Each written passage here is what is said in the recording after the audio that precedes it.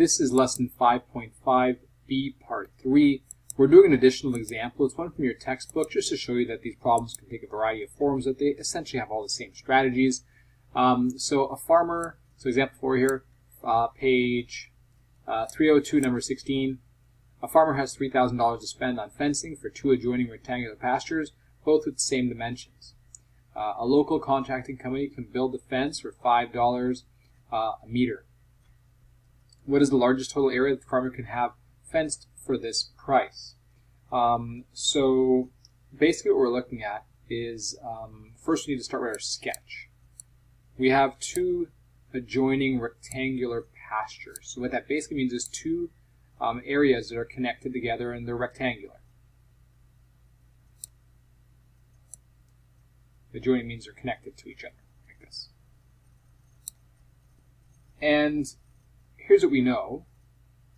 We know that we want to find the largest total area that we can have fenced.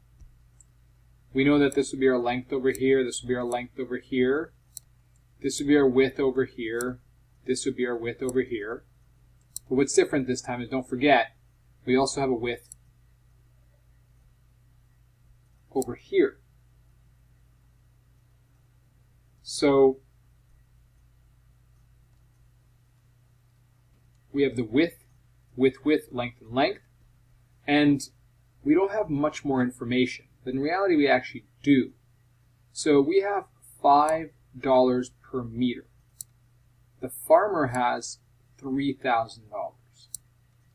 If the farmer has $3,000, you need to think about how many meters the farmer can get with that $3,000. It's $5 per meter. So to find out how many meters we can get, we can simply do the $3,000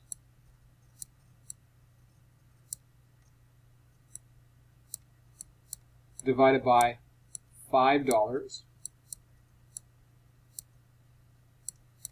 per meter, and that will give us how many meters can be obtained. So 3,000 divided by 5 is 600 meters. So there was a bit of an extra step here. We had to find how many meters of fencing we could afford, and now we can go and do the problem. So let's call this step 1.5. Now we can go do a problem in a similar way that we did the other problems, maximizing surface area. This would be our perimeter here. This is how much fencing we can afford. So the 2 main tricks here is that we had to find a perimeter, how much fencing we could afford with the money there. And also, there's the adjoining part here. There's an extra width area here. So our perimeter formula is going to be a little bit different.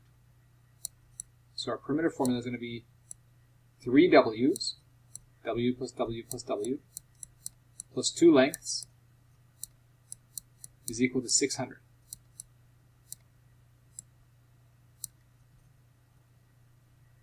Our area is going to be the same. It's just length, the whole length here times the width.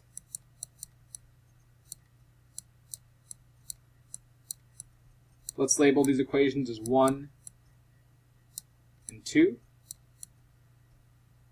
We're going to isolate one of the variables here. It doesn't really matter which one.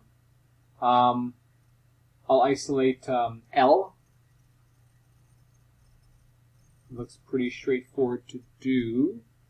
So if I isolate L, I would get, let's isolate L. So for isolate L in equation 1. And so you're just sending the W to the other side there. I'm just skipping a few steps because you should know this by now. 2L is equal to 600 minus 3W. Divide by 2 on both sides. And we get L is equal to 600 divided by 2 is 300 minus 3W over 2. And we'll call this equation 3. And now we can go and sub 3 into 2 because we're looking for the surface area.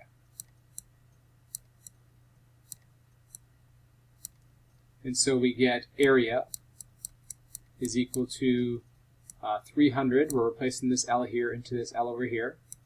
300 minus 3 over 2W times W. And here we have a quadratic relation in its factored form. And we essentially just need to find our vertex. You'll notice because when we expand, we get a negative a, so we have another parabola in this form here, where we're trying to find the vertex.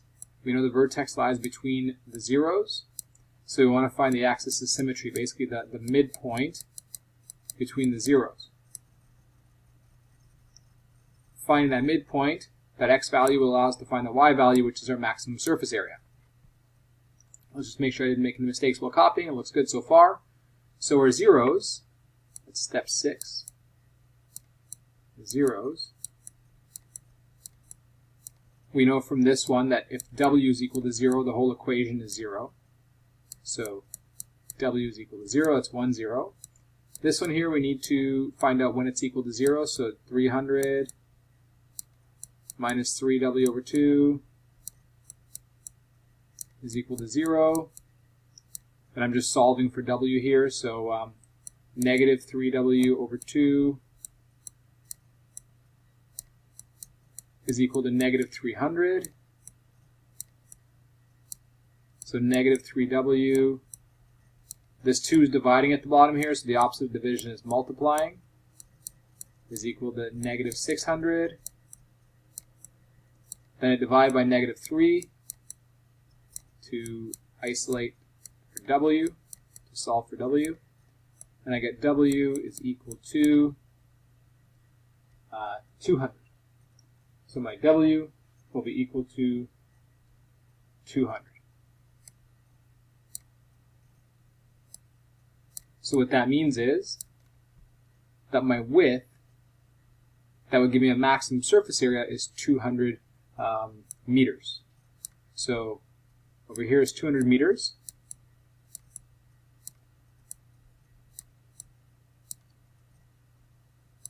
I need to find the area, the y value, at that point, because this is my h, and the y value k is going to be my my surface area. That's the maximum surface area. So I'm going to step 7, sub w is equal to 200 into equation number 5. Or is that equation 5? Let me check. So this was number 3. We'll call this here equation 4. Sorry, equation 4. Into equation 4. So now I'll get 300. Area is equal to 300 minus 3 times 200. Oh, nope, I made a mistake there. I skipped a step. In my fast pace there, I forgot that this was just a 0. I didn't find my vertex yet. I found another 0. I have 2 zeros now, so let me go find my vertex first. Oops. See how easily mistakes can happen. This is the second mistake in a row. So my vertex is going to be my, the x value of my vertex is the 200 plus my 0, my 2 zeros divided by 2. And that's going to be equal to 100. The reason I knew I was making a mistake there is because I saw that it would be equal to 0. My surface area can't be equal to 0. That's not my maximum surface area at that point. So I was using the actual zeros by accident. So if you forget that, again, the answer doesn't make sense. So this here is not 200, but 100 meters. So at 100 meters is where you would have a maximum surface area. So now we need to go and find sub w is equal to 100 into 4. So now we get area is equal to 300 minus 3 times 100 over 2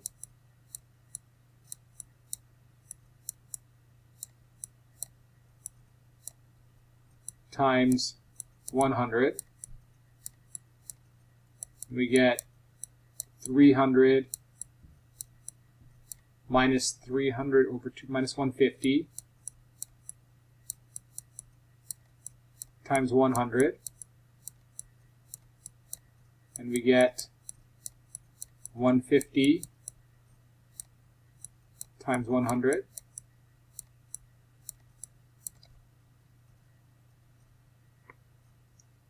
And once we multiply them together, we get 15,000 meters squared. And you can write your therefore statement. Therefore, the maximum surface area is 15,000 meters squared. And so at 100 meters of width, 100, 100, 100, that's where you would have your total, your maximum surface area. So if each of these are 100, 100, 100, you can go and use your perimeter equation to figure out what the lengths would be. You already have 300 here, assuming the lengths are the same because they're the same size. If you already have 300 taken up, you have 300 left, so the length must be 150 and 150. And again, you can go figure that out using your perimeter equation.